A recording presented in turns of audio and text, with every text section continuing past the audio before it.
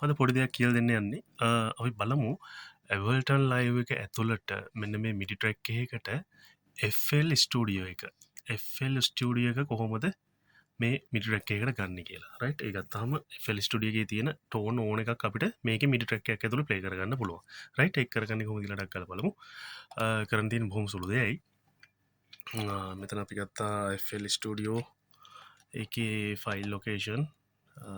open file location මෙතන පව් නැවත යන්න ඔගුල්ලු කොම ෆයිල් ලොකේෂන් එකට යන්න ඕන මේ විදියට හරි එකට යාම ආග තිනෝ සිිස්ටම් ඉටස ප්ලගින්ස් PSTI 64 bit හරි මෙන්න මේ දෙක ගත්ත කෝපියක් රයිට් කොපියක් කරගෙන කෙලින්ම ඔගොල එබල්ටන් ලයිව් වල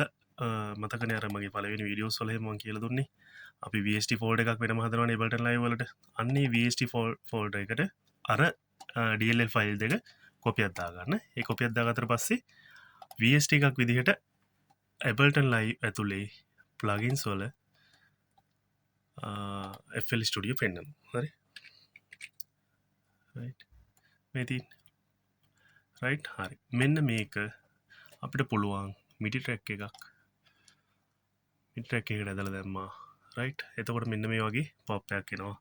මෙන්න මෙතන මේ කාපාට වෙන්න ළඟට යාම් රයිට් මේ කලික් කර ගමන් ආඩට්ස් ගාලා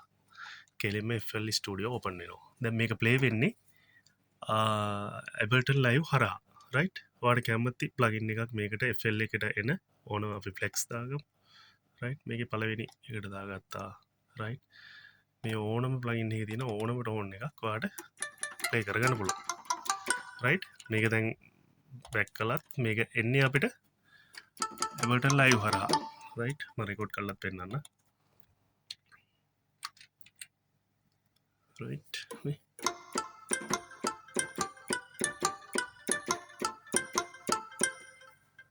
රයිට් ඔවිදියට අපිට රෙකොඩ් කල්ලා ප්ලේ බැක් කල්ලා පෙන්න්න නම්ම